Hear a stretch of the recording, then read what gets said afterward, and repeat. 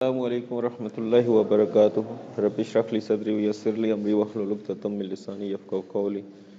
Rabbi यस्सिर वला तुअस्सिर वतम्मिम bill खैर। अच्छा, लास्ट लेक्चर से कोई क्वेश्चन है आप लोगों का? तो जस्ट एक छोटी सी रिवीजन कर लेते कि हमने लास्ट लेक्चर में जो देखा दैट वाज द पार्टीशंस। ठीक है कि how sometimes the partitions are useful to find the probability of an event. और फिर हमने देखा law of total probability. Law of total probability में हमने देखा कि हमारे पास कैसे जो है, अगर हमारे पास कंडीशनल प्रोबेबिलिटीज गिवन है तो हम अनकंडीशनल प्रोबेबिलिटी फाइंड कर सकते हैं। ठीक है, so that was the law of total probability.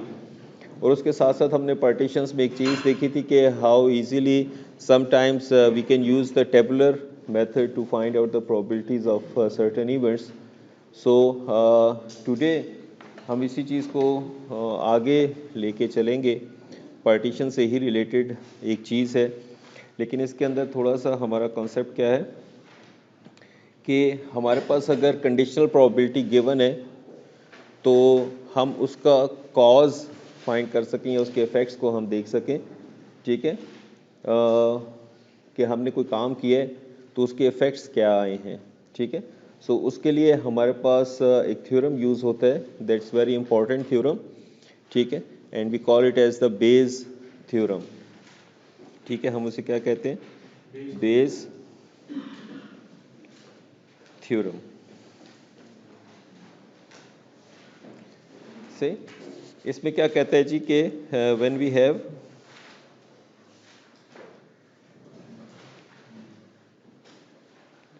Advance information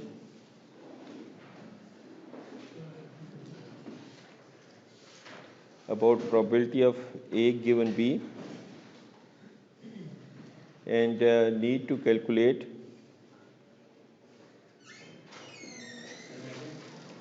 probability of B given A।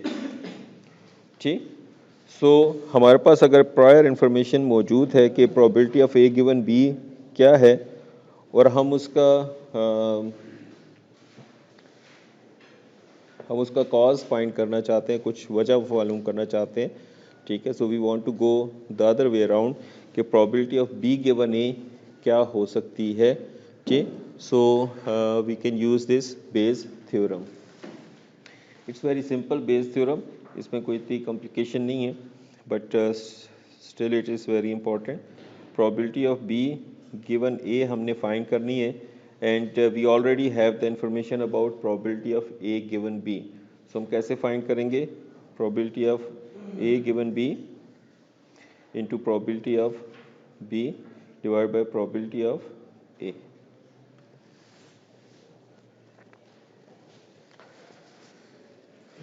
सही, so that's not a big deal to ये कहाँ से आता है? That's very simple thing. Just look at probability of B given A, जो हमारे पास relation है, that is obviously we know that is the probability of A intersection B या B intersection A, because intersection is commutable. So that's probability of A. But we know that हमारे पास prior information मौजूद है probability of A given B की। ठीक है, सो probability of A given क्या है? Probability of A intersection B, sorry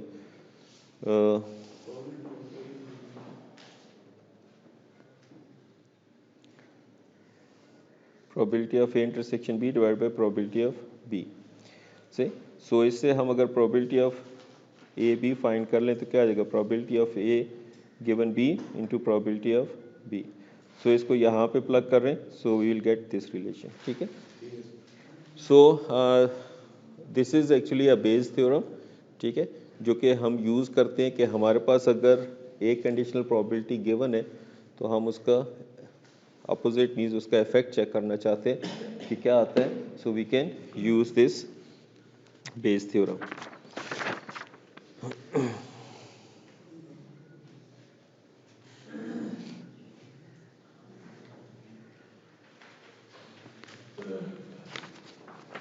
similarly अगर हमारे पास पार्टीशन गिवन है, ठीक है, हमारे पास पार्टीशन गिवन है, let's this is say B1, we have this partition, ठीक है, B1 B2 up to BM, ठीक। अच्छा, अब हम फाइंड करना चाहते हैं probability of BI given A, ठीक है। अगर हम इसका उसी तरीके से फाइंड करना चाहते हैं पार्टीशंस के थ्रू, तो that's very simple, that will be probability of A given BI into probability of BI, ठीक है, summation of I is equal to 1 to M probability of A given BI into probability of BI, ठीक है। So let's look at the example so that we are more clear about these concepts. थोड़ा सा basic understanding आपकी develop होगी कि Bayes theorem क्या चीज़ है, ठीक। So let's look at the example so that it will be more clear then. ये लिख लिए? Yes.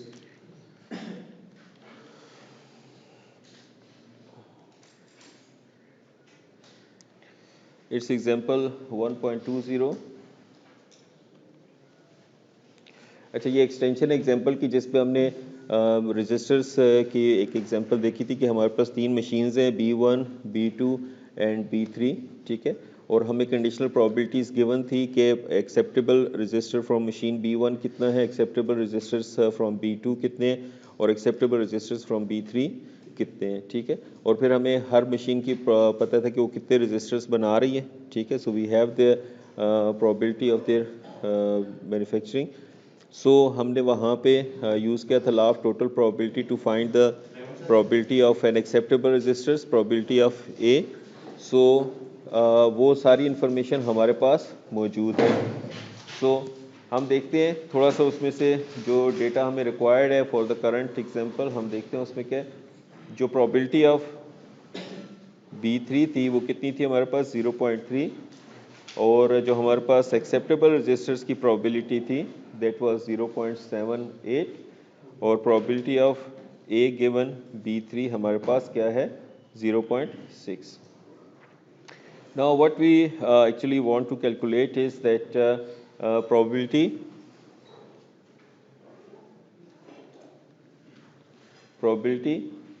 that an acceptable resistor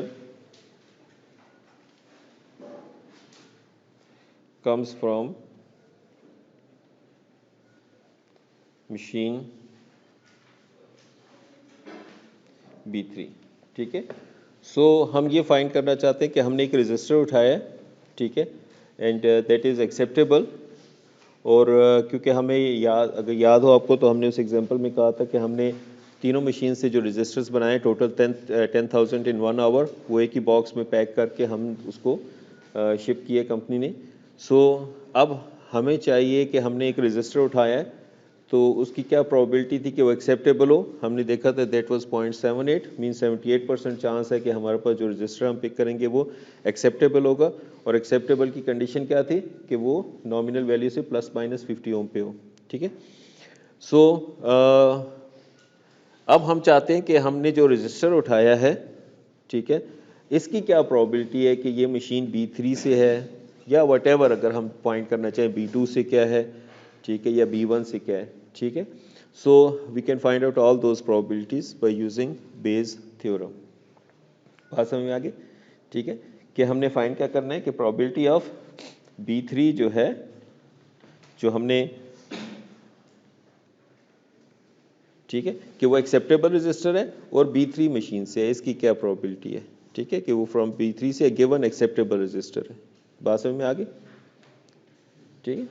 सो हम अब उसको सिर्फ एक और उसका इफेक्ट चेक कर रहे हैं कि भाई क्या हो सकता है, ठीक है, कि क्या वजह, क्या कितनी प्रोबेबिलिटी हो सकती है कि हम जो रजिस्टर उठा रहे हैं वो किस मशीन से है, B3 से मैन्युफैक्चर्ड है, B2 से मैन्युफैक्चर्ड है, या B1 से मैन्युफैक्चर्ड है। ठीक, क्वेश्चन क्लियर हुआ एवरीबॉडी, ठीक है। क्योंकि बाकी values just we have to plug in the values, you just have to understand this problem clearly, ठीक है। बाकी फार्मूला है, फार्मूले में आप वैल्यूज डालेंगे, you will get the answer, that's quite easy, ठीक है। इसके सोल्यूशन में अगर हम देखें तो probability of B3 given A, हमारे पास रिलेशन में क्या था जी, probability of A given B3 into probability of B3 divide by probability of A। सही। अब ये सारी चीज़ें हमारे पास गिवन है, probability of A given B3 हमारे पास है, प्रोबेबिलिटी ऑफ B3 हमारे पास है, ठीक है, और प्रोबेबिलिटी ऑफ एक्सेप्टेबल रेजिस्टर्स भी हमारे पास मौजूद है। So will just plug in the values. Probability of A given B3 हमारे पास कितना है, 0.6, प्रोबेबिलिटी ऑफ B3 हमारे पास 0.3 and 0.78। So if you just solve this and you will get 0.23। सो इसका क्या मतलब है कि 23% चांस है कि हम जो रजिस्टर उठाएंगे वो एक्सेप्टेबल हो और मशीन B3 से हो। ठीक है, बात समझ में आ गई? सही। हो सकता है ना कोई आपसे रीज़न करे कि यार ये जो आपने रजिस्टर उठाया है या कोई मैन्युफैक्चर किया है, ये कौन सी मशीन से हो सकता है, इसकी क्या प्रोबेबिलिटी है। ठीक है, so obviously these are very simple examples of daily life में हम थोड़ा सा कॉम्प्लिकेटेड प्रॉब्लम्स में जाते हैं, but still we have to understand using these basic problems ताकि हमारे कॉन्सेप्ट्स क्लियर हो। ठीक है, समटाइम्स स्टूडेंट्स के जहन में ये कन्फ्यूजन होती है कि हम इतनी सिंपल एग्जांपल्स करते हैं और डेली लाइफ में मुश्किल है, तो ऑब्वियसली हम जो डेली लाइफ के प्रॉब्लम्स हैं वो they can not be solve within 1 hour. ठीक है, so because we have to go a very long process. ठीक, हमें प्रॉब्लम स्टेटमेंट बनानी पड़ती है, हमें प्रॉब्लम की फॉर्मुलेशन करनी पड़ती है, हमें देखना पड़ता है प्रोबेबिलिटी मॉडल कैसा बनेगा इसका। ठीक, और फिर हम उसके एनालिसिस की तरफ जाते हैं। That's very sometimes a lengthy process. ठीक है, जस्ट लाइक आपने वर्ड सुना होगा फिजिबिलिटी रिपोर्ट। ठीक है, फिजिबिलिटी रिपोर्ट में आपके इसी किस्म के एनालिसिस किए जाते हैं।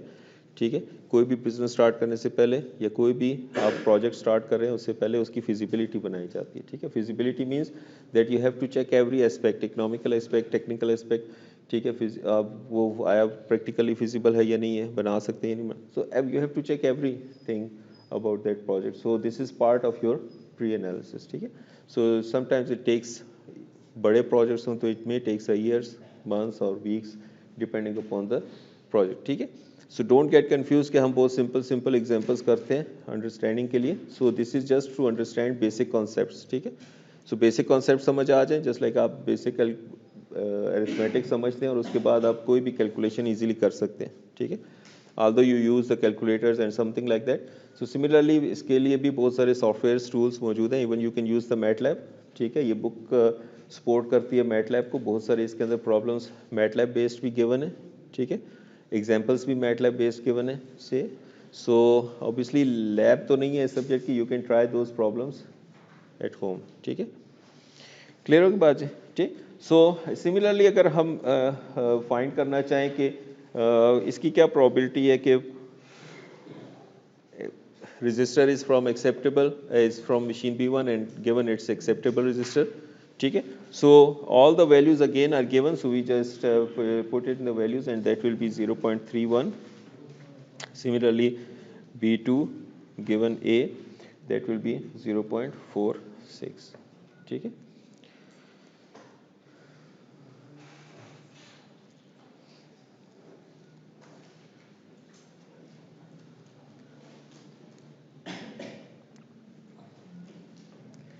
ठीक।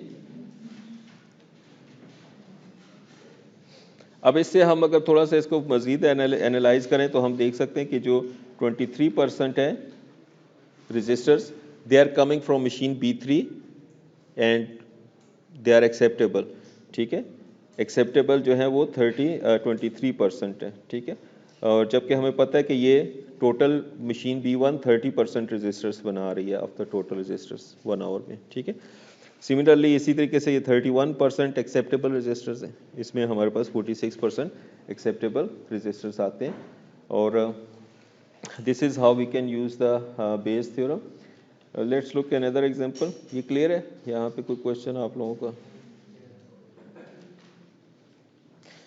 अच्छा, this is given as the quiz 1.5। हमने एक एग्जांपल देखी थी फोन स्मार्ट स्टोर की। ठीक है, फोन स्मार्ट स्टोर में हमने देखा था कि जो कंपनी है वो 2 तरह के फ़ोन सेल कर रही थी। कौन कौन सी? एप्रिकॉट और बनाना। ठीक है, नाउ अब हम देखते हैं उसी में कहता है कि जी classify the behaviour as buying, ठीक है, if the customer purchases a smartphone, ठीक है, कि अगर स्मार्टफोन परचेज हुआ है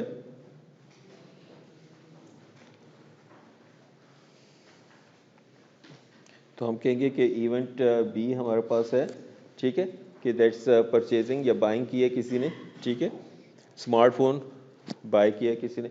अब otherwise the behaviour is not purchase, ठीक है, सो नो परचेज या नो बाइंग हमारे पास उसको हम रिप्रेजेंट कर देते हैं एन के साथ, ठीक है। अच्छा, classify the time a customer is in the store as long, कि कस्टमर स्टोर में कितना टाइम गुजारता है, ठीक है, ठीक। सो टाइम के ज़रिए से हम इसकी बिहेवियर देखेंगे कि इफ कस्टमर स्पेंड्स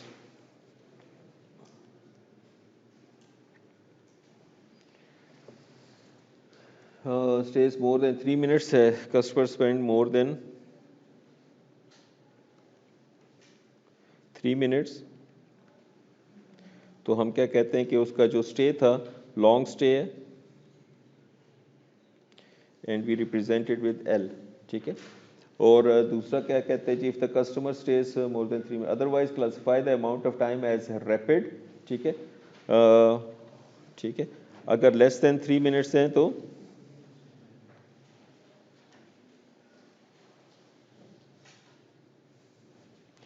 हम क्या कहते हैं जी, उसने रैपिडली देख के चला गया है।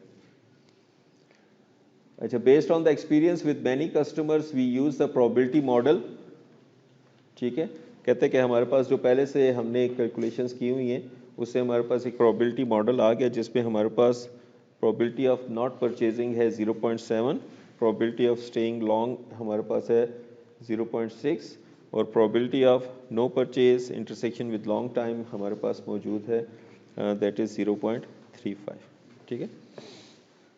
सी वो इस एग्जाम्पल तक आने तक वो प्री एनालिसिस है जो मैंने अभी आपको बताया कि हमें करना पड़ता है फिजिकल सिस्टम्स के अंदर, ठीक है। सो ये एनालिसिस इन्होंने हमारे करके दे दिया कि हमारे पास जो कस्टमर है जो परचेज नहीं कर रहा, ठीक है, तो उसकी प्रोबेबिलिटी क्या है 0.7, और अगर वो लॉन्ग स्टे करते हैं, लॉन्ग स्टे मीन्स कि 3 मिनट से ज़्यादा स्टोर में वो टाइम गुजारेगा तो उसकी प्रोबेबिलिटी 0.6 है, और अगर वो परचेज भी नहीं करता और लॉन्ग टाइम वहाँ पे रुकता भी है, मतलब 3 मिनट से ज़्यादा लगाता है स्टोर में, सो उसकी प्रोबेबिलिटी है 0.35।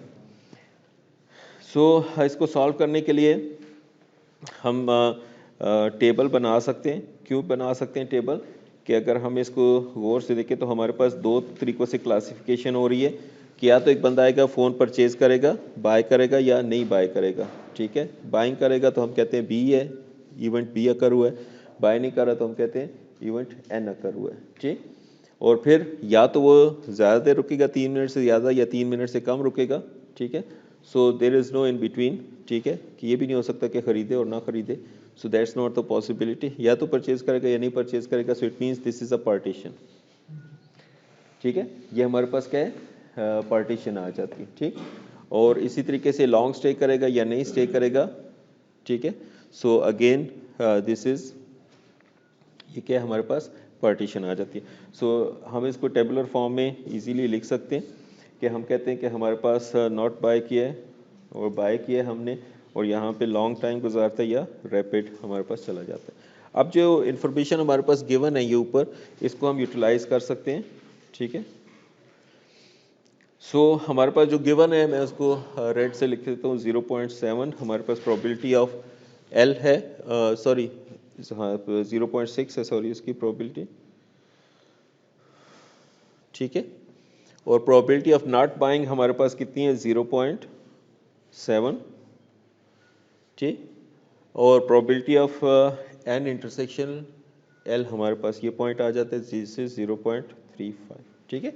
क्लियर होगी बात जी, ये तीन प्रोबेबिलिटीज़ हमारे पास गिवन है। Now rest we have to fill it, that's quite easy. Remember यहाँ पे हमेशा 1 होता है, ठीक है, दैट सम शुड बी 1, ठीक। सो इसको 1 होने के लिए हमारे पास इसको 0.4 होना पड़ेगा, ठीक है, और इसको 0.3 होना पड़ेगा, ऐसा ही है, तब ये 0.7 प्लस 0.3 1 आ जाएगा, ठीक है। और इस तरीके से यहाँ पे हमारे पास है 0.6 प्लस 0.4 हमारे पास 1 आ जाएगा, ठीक है। क्लियर होगी बात। अब फर्दर इसको फिल हम कर सकते हैं, ठीक है। अब 0.35 है तो ये टोटल इसका 0.7 है ऑफ नॉट बाइंग, ठीक है। तो n इंटरसेक्शन l 0.35 है तो r इंटरसेक्शन n कितना हो जाएगा 0.35, 0.7 बन गया ना सम होके।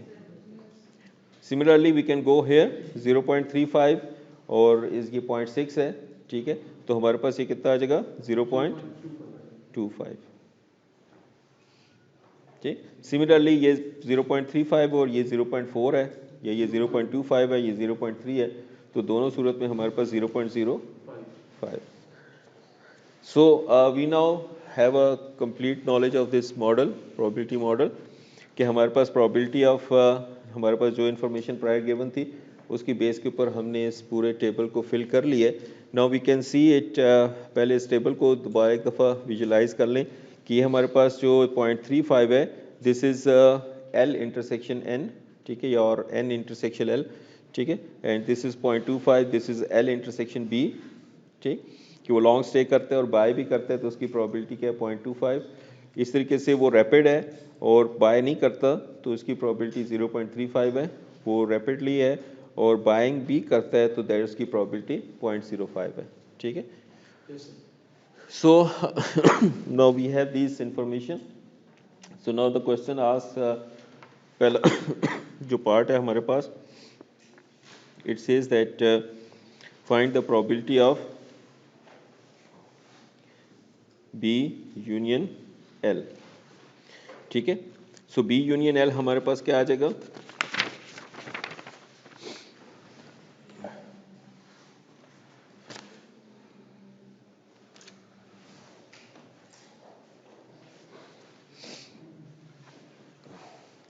अब ये देखिए ना, हमने निकाल लिया प्रोबेबिलिटी ऑफ B और प्रोबेबिलिटी ऑफ L, ठीक है।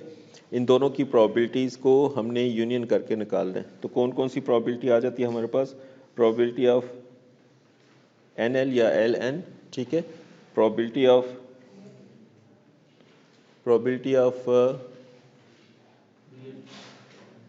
LB, probability of RB। अगर इसको थोड़ा सा और एब्स्ट्रैक्ट लेवल पे ज़रा जाके देखें तो हमारे पास होना क्या चाहिए, that is probability of B plus probability of L, ठीक है, माइनस प्रोबेबिलिटी ऑफ BL। याद है ये हमने एक थ्योरम देखा था, ठीक है। So this is the same theorem that we are applying here, ठीक है। हम डायरेक्टली हमने इसको टेबल को देख के भी लिख लिए कि कौन कौन सी हमारे पास इसमें प्रोबेबिलिटी ऑफ L और प्रोबेबिलिटी ऑफ B में हमारे पास जो कॉमन थी प्रोबेबिलिटीज़ वो हमने देख के लिख ली, but we can use this relation to.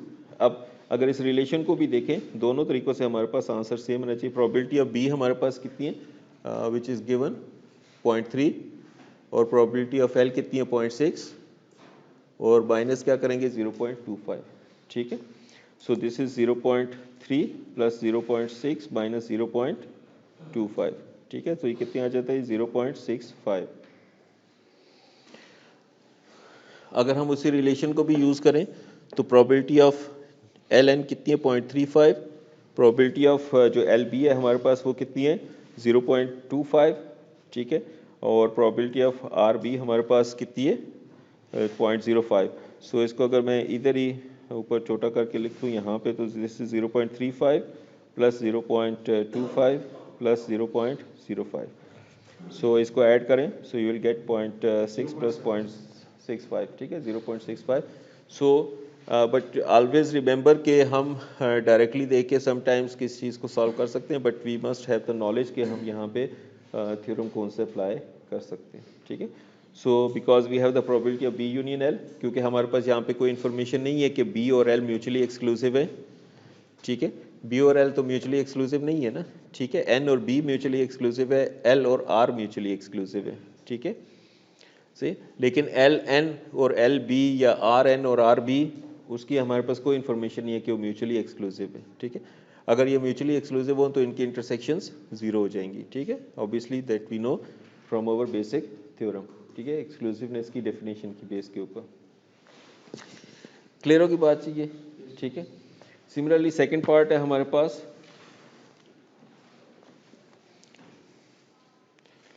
Second part क्या कहते हैं जी, so probability of N union L, ठीक है। सो सिमिलरली हम यहाँ पर भी वही थ्योरम यूज़ कर सकते हैं, डायरेक्टली भी लिख सकते हैं probability of N union L. तो probability of N union L, तो हमारे पास क्या आ जाएगा, L intersection N, R intersection N, L intersection क्या है सॉरी, एन यूनियन एल, हाँ एल इंटरसेक्शन बी। सो या फिर हम यही थ्योरम यूज़ करें जो हमने अभी यूज़ किया, probability of N plus probability of L minus probability of N L. बात समझ में आ रही, ठीक है। सो प्रोबेबिलिटी ऑफ एन कितनी गिवन है हमारे पास, 0.7 प्लस प्रोबेबिलिटी ऑफ एल कितनी गिवन है, 0.6, और प्रोबेबिलिटी ऑफ एन एल हमारे पास कितनी है, 0.35, ठीक है। सो ये क्या आ जाएगा, 0.95।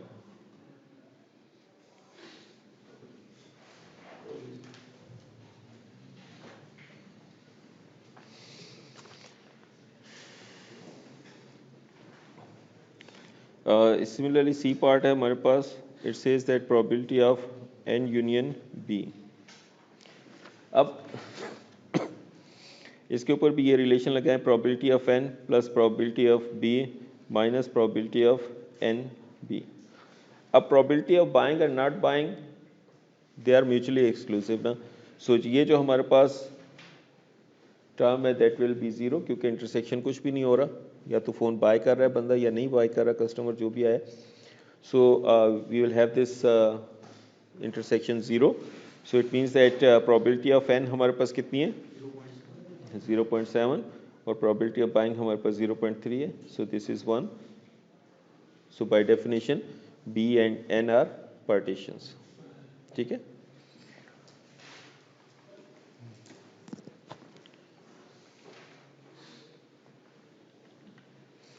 सिमिलरली हम अगर, ठीक है, probability of long and rapid stay, ठीक है। तो long and rapid stay possible तो नहीं हो सकता ना कि एक बंदा 3 मिनट से ज़्यादा भी रुके और एक बंदा 3 मिनट से कम भी रुके, ठीक है। सो ऑब्वियसली हम इसको मुख्तलिफ एंगल से देख सकते हैं, एल एल कम्प्लीमेंट, ठीक है, क्योंकि दे आर पार्टीशन, और किसी भी सेट इवेंट की प्रोबेबिलिटी उसके इंटरसेक्शन के साथ हमेशा नल सेट आती है, ठीक है। So this is zero straight forward, ठीक है, क्योंकि कुछ भी कॉमन नहीं आता। इज इट क्लियर, ठीक है। So this example is just given for the argument so that you have the better knowledge.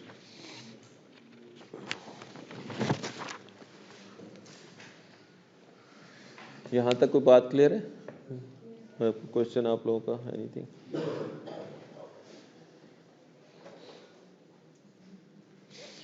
अच्छा जी, let's move to the next topic.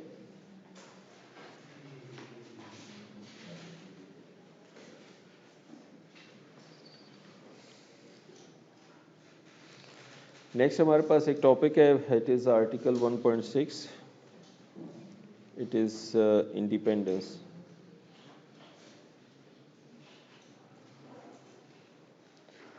ठीक है, ओ ये क्या किया इसने?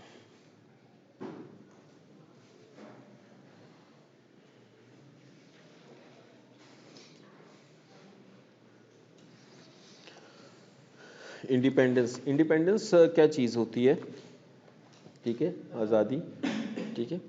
अब प्रोबेबिलिटी में क्या चीज़ है, आज़ादी, ठीक है। So events A and B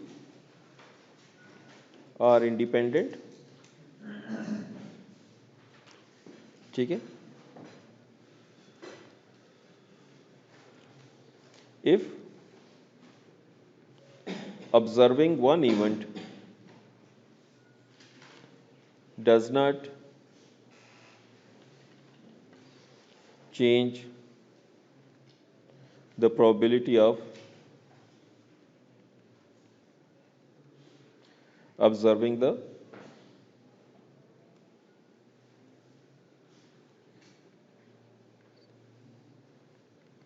other event. ठीक है, कि अगर हम एक इवेंट की ऑब्जर्वेशन कर रहे हैं तो उससे दूसरे इवेंट की ऑब्जर्वेशन के ऊपर कोई फ़र्क ना पड़े, तो तब हम ऐसे इवेंट्स को क्या कहते हैं, इंडिपेंडेंट इवेंट्स। अगर उन पे कोई एक दूसरे के असर पड़ रहा है, जो आगे चल के हमें नजर आएगा, थोड़ा सा एग्जांपल्स में देखेंगे। So we can say that they are not independent. So probability में हम इसको कैसे फाइंड कर सकते हैं, हम कह सकते हैं कि events A and B are independent if and only if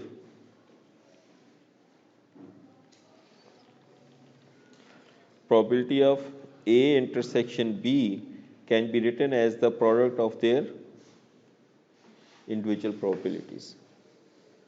ठीक है, अगर तो हम ये चीज़ कर सकते हैं फॉर सर्टन टू इवेंट्स, तो हम क्या कहेंगे कि ये दो इवेंट्स क्या हैं, दे आर इंडिपेंडेंट। कि अगर हम उनकी प्रोबेबिलिटीज़ इंटरसेक्शन की निकालें और उनकी इंडिविजुअल प्रोबेबिलिटीज़ निकालें और उनको आपस में मल्टीप्लाई करें and that we get the same probability, so it means that we can say that these two events are independent. ठीक है बात जी, सही। अब एक चीज़ यहाँ पे याद रखें कि इंडिपेंडेंट और म्यूचुअली एक्सक्लूसिव दो डिफरेंट टर्म्स हैं। ठीक है, इंग्लिश में लिटरेचर में sometimes they get use same with the same meaning, लेकिन प्रोबेबिलिटी में दोनों डिफरेंट हैं। ठीक है, इंडिपेंडेंट और mutually exclusive. Independent mutually exclusive में हमने क्या देखा कि दोनों में कोई भी आउटकम कॉमन नहीं होगी, ऐसा ही है। ठीक है, जबकि इंडिपेंडेंट में कॉमन हो भी सकती है, क्योंकि इंटरसेक्शन आ रहा है ना, इंटरसेक्शन तो इनका जीरो नहीं आ रहा। ठीक है, सो सिर्फ एक पॉसिबिलिटी है जब एक दो इवेंट्स जो हैं वो म्यूचुअली एक्सक्लूसिव भी हो सकते हैं और इंडिपेंडेंट भी हो सकते हैं, और वो पॉसिबिलिटी क्या है, या तो प्रोबेबिलिटी ऑफ ए जीरो हो जाए या प्रोबेबिलिटी ऑफ बी जीरो हो जाए। ठीक है, C means probability of A zero होने का मतलब वो नल सेट है। सो इंटरसेक्शन नल सेट की करेंगे तो वो नल सेट ही आएगा, तो वो भी ज़ीरो आ जाएगी, इंटरसेक्शन भी। ठीक है, और इस तरीके से इन दोनों में से कोई एक इवेंट भी अगर ज़ीरो होगा प्रोबेबिलिटी, सो दोनों साइड पे तभी ज़ीरो आ सकता है, एंड दैट्स ओनली पॉसिबल कि हमारे पास इसमें कोई एक इवेंट हमारे पास उसकी प्रोबेबिलिटी ज़ीरो आ रही हो। ठीक है बात है। So that's what we have independent events. Let's look at an example.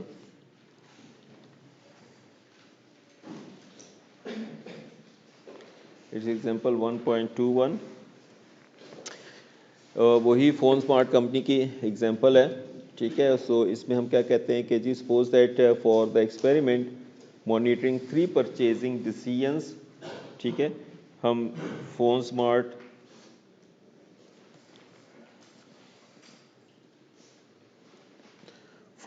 हमारे पास कंपनी है, उसी का ही हम देख रहे हैं, या मार्ट है हमारे पास, व्हाटएवर। सो हम देखते हैं मॉनिटरिंग 3 परचेज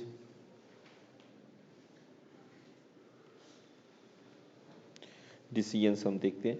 ठीक है, सो 3 परचेज डिसीजंस हम देखेंगे तो लाजमी बात है कि 3 कस्टमर्स को हम देख रहे हैं वेदर दे विल बाय और नॉट बाय द फोन। ठीक है, सो मीन्स पहला कस्टमर आता है वो बाय कर सकता है, दूसरा भी बाय कर सकता है, तीसरा नहीं बाय करता। ठीक है, या पहला नहीं बाय करता, दूसरा भी नहीं बाय करता, तीसरा बाय कर लेता है, या तीनों बाय कर लेते। So in this way we will have approximately कितने इवेंट्स हो जाएंगे हमारे पास, इसमें 8 हो जाएंगे। ठीक है,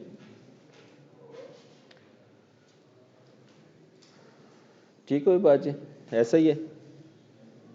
ऐसा ही है ना, ये तो क्लियर होती है कि सैंपल स्पेस हमारे पास, क्योंकि 3 परचेज डिसीजन देख रहे हैं इधर वेदर दे आर बाइंग और नॉट बाइंग, ठीक है। सो हमारे पास सैंपल स्पेस में क्या होगा कि तीनों बाय कर लेते हैं, एक नहीं बाय करता, यहाँ पे सेकंड पर कस्टमर नहीं बाय कर रहा, ठीक है, और पहला बाय करता है दूसरा नहीं करता, तीसरा हमारे पास एन बी एन एन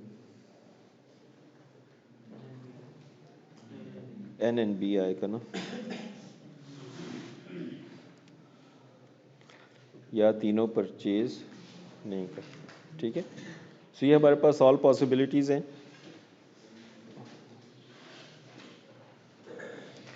ये हमारे पास तमाम पॉसिबिलिटीज़ हैं। अब कहते हैं जी हम एक इवेंट डिफाइन करते हैं, event B2 that the second customer purchases a phone, ठीक है।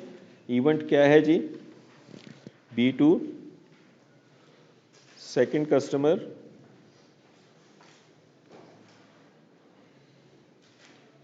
परचेजेज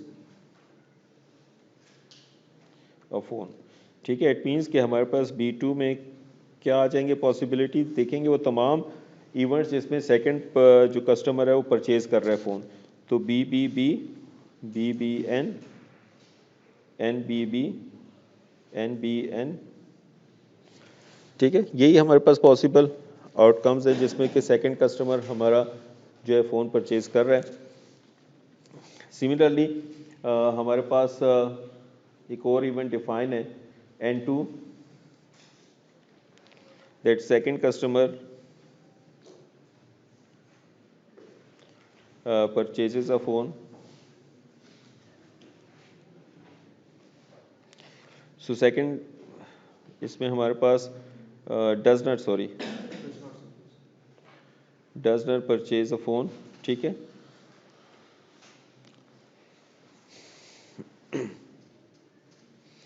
अच्छा, अब इसमें हमारे पास कौन कौन से आ जाएंगे जो सेकंड नॉट बाइंग के तमाम आउटकम्स हैं, BNBA BNN NNB and NNN। अब क्वेश्चन ये है कि whether B2 and BN are independent, ठीक है। सो इंडिपेंडेंस के लिए हमारे पास चेक क्या है, लिटमस पेपर चेक क्या है, हम क्या कहते हैं कि N2 इंटरसेक्शन B2 है हमारे पास, तो हमारे पास क्या होना चाहिए, probability of N2 must be equal to probability of B2। अब इसमें हमारे पास इक्वली लाइकली इवेंट्स हैं, ठीक है। सो हम यहीं पे लिख लेते हैं इक्वली लाइकली इवेंट्स हैं, तो प्रोबेबिलिटी ऑफ B2 हमारे पास आ जाती है 4/8, ऐसा ही है, सारे इवेंट्स आर इक्वली लाइकली है ना, सारे आउटकम्स आर इक्वली लाइकली, ठीक है। टोटल 8 है हमारे पास, तो हमारे पास 4 आउटकम्स हैं, तो that will B 4/8। Similarly probability of second customer is not buying, that will be again 4/8, ठीक है। और this is 1/2 and this is also 1/2। अब हमें दूसरी चीज़ क्या इंफॉर्मेशन चाहिए कि हमारे पास जो इसकी इंटरसेक्शन है probability of N2 intersection B2, अब probability of N2 intersection B2 अगर हम निकालें तो क्या आता है हमारे पास, that is null set, so probability of a null set is 0। So it means that these two events are not independent, ठीक है, इंडिपेंडेंट नहीं है ये दो इवेंट्स, ठीक है, क्योंकि जिस कस्टमर ने परचेज कर लिया वो कस्टमर परचेज नहीं कर सकता, ठीक है। सो अब ये दोनों इवेंट्स म्यूचुअली एक्सक्लूसिव तो हैं क्योंकि इनका इंटरसेक्शन 0 है, ठीक है। B2 और N2 हमारे पास क्या है, B2 और N2 हमारे पास म्यूचुअली एक्सक्लूसिव तो हैं लेकिन ये इंडिपेंडेंट नहीं है, ठीक है बात जी।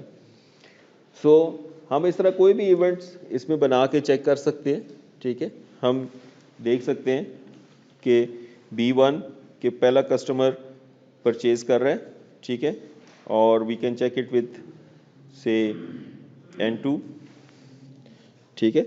हम फाइंड कर सकते हैं प्रोबेबिलिटीज कि पहला कस्टमर बाय कर रहा है और दूसरा कस्टमर नहीं बाय कर रहा। तो अगर हम इसके ट्राई करके देख लेते हैं, let's look at this. So B1 में हमारे पास क्या पॉसिबल आउटकम्स आएंगे कि पहला कस्टमर परचेज कर रहा है BBB, BBN, ये पहले वाले जो चार हमारे पास हैं, ठीक है,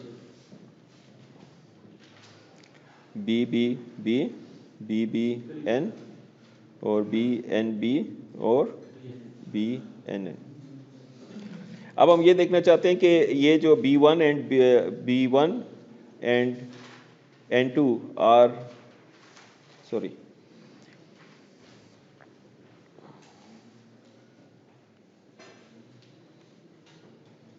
आर इंडिपेंडेंट, ठीक है। So let's check. तो उसके लिए हमारे पास रिलेशन तो मौजूद है, ठीक है। वो क्या है कि probability of B1 intersection with N2 that should be equal to probability of B1 into probability of N2।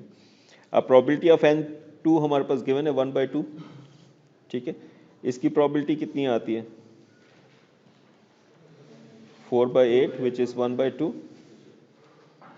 ठीक है। अब इंटरसेक्शन देख लेते हैं इनका।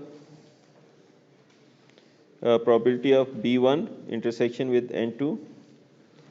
सो हमारे पास कि बाइंग सेकंड ने परचेज नहीं किया, सो दैट इज BNB और BNN, ये दो कॉमन आ जाएंगे, ठीक है। यही दो आउटकम्स कॉमन आ जाएंगे, ठीक है। सो इसकी प्रोबेबिलिटी क्या आ जाएगी हमारे पास 2/8, ठीक है, विच इज 1/4। नाउ अब हम इन सारी प्रोबेबिलिटीज को इस रिलेशन में पुट करते हैं।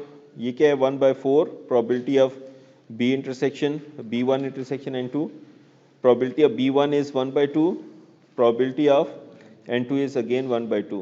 See, so both sides are equal. It means that events B1 and N2 are independent. कि पहला परचेज करता है उससे कोई ताल्लुक नहीं है कि दूसरा परचेज करेगा या नहीं करेगा। ऐसा ही है ना कि एक कस्टमर आया है स्टोर के अंदर और उसने परचेज किया है, फोन बाय किया है, सो इससे कोई फर्क नहीं पड़ता कि दूसरा भी बाय करेगा, क्योंकि दोनों जो ये इवेंट्स हैं ये are independent but they are not mutually exclusive, ठीक है, क्योंकि इंटरसेक्शन हमारे पास नल सेट नहीं आता, ठीक है। सो यहाँ पे हमें क्लियर हो जाता है कि म्यूचुअली एक्सक्लूसिव और ये हमारे पास दो डिफरेंट चीज़ें आ जाती हैं, ठीक है। प्रोबेबिलिटी के अंदर इंडिपेंडेंस और म्यूचुअली एक्सक्लूसिवनेस हमारे पास दो डिफरेंट चीज़ें आ जाती हैं, ठीक।